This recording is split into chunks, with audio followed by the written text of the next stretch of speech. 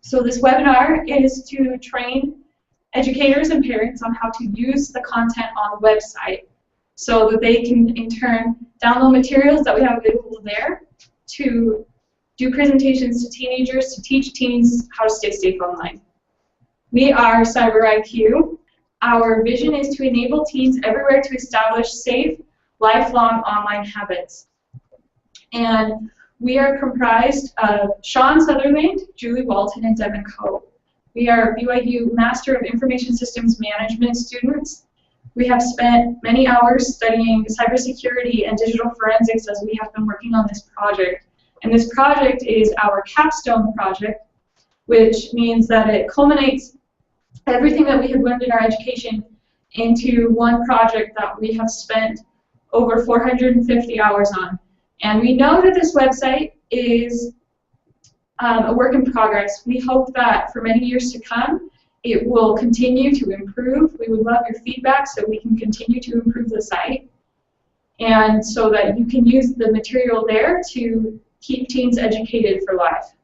As we are graduating in a few weeks, there will be several more students that will take on this project for next year. We will also be continuing to moderate the site after we graduate. Some of the statistics that we came across in our research is that 55% of teens say they give little or no thought to the consequences of posting something online. 49% of parents think that their teens know how to deal with uncomfortable content online, but fewer than 1/3 of teens agree. Now this was startling to us, and this is why we decided to focus specifically on teenagers. In 2013, 740 million records were leaked online. And that included credit card numbers, social security numbers, online credentials such as usernames and passwords. And many of those users were teens. We know that 95% of teens are online. And as we think about that, there are around 25 million teens in the US, and so that's over 8 million of teens online that are uncomfortable posting content. So we're going to go ahead and teach you how to use the website. Sean will take over at this point. Great, thanks, Julie. So we're going to dive into a little bit of how to actually use CyberIQ. If you want to, even on this YouTube video, comment or on the site, give us some feedback. We're definitely still in the very early stages of this.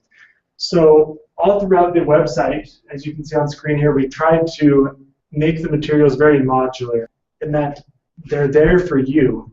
We're not going to create one type of course or content or something like that that meets everybody's needs. So we've organized things into different topics, allowing you to be in control as the educator to really teach what you think is needed most.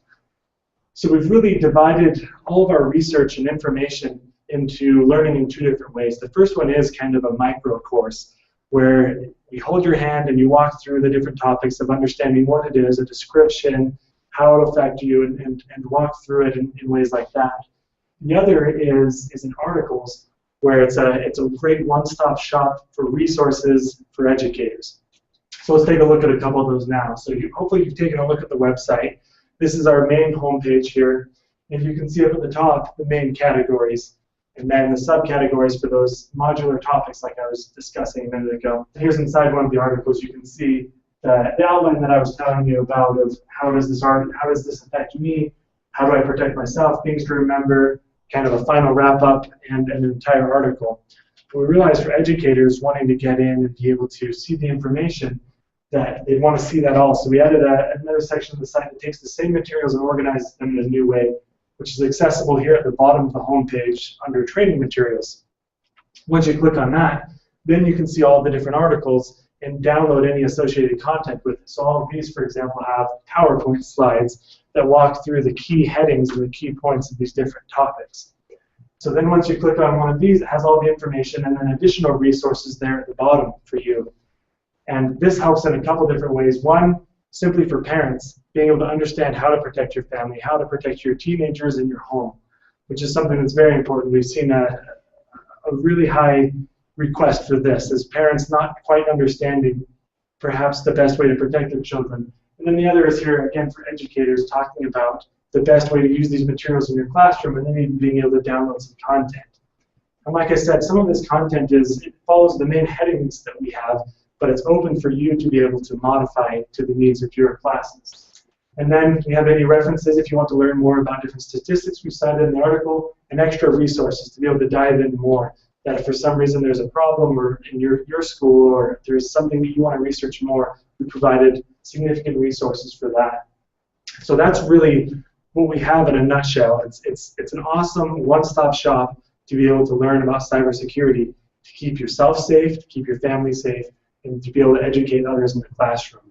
And we'll go ahead now and walk through a more detailed example of that. Thank you, Sean. So we're going to go ahead and kind of look at what the presentations look like that you can download on the site. So we're using the example of the sexting article that we have. So the PowerPoint, if you download it, this is exactly what you'll see. So it has a brief description of what sexting is. It talks about how it affects you, or affects the teens, better said. And it's really just kind of a bare bones, very basic, high level, what you should be teaching to the teens, of how it affects them, how do they protect themselves, and then things that they need to remember, the points that really need to be driven home.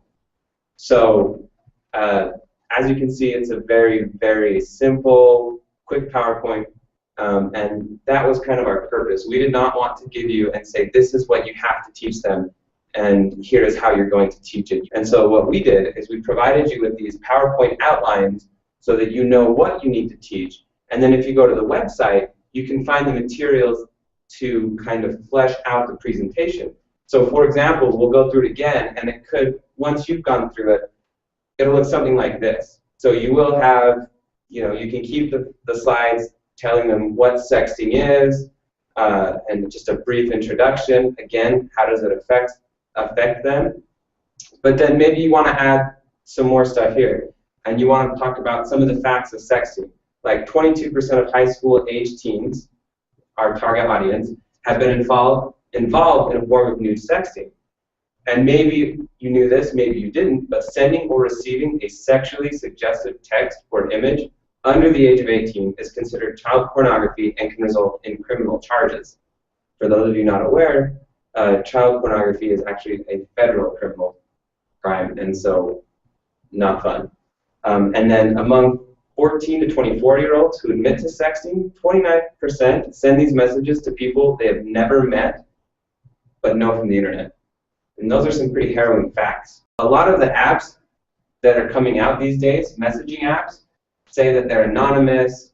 Things like Vine, Yik Yak, they allow teenagers to send these messages to do and get involved in sexting with people they don't know, and they feel like there are no consequences because it's anonymous. However, there are still plenty of consequences, as these are not truly anonymous.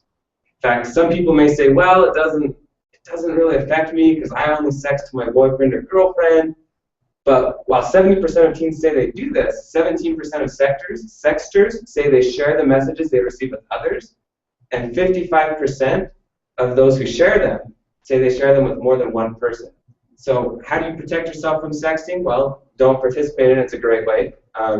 Don't record any sexual activities you may be involved in.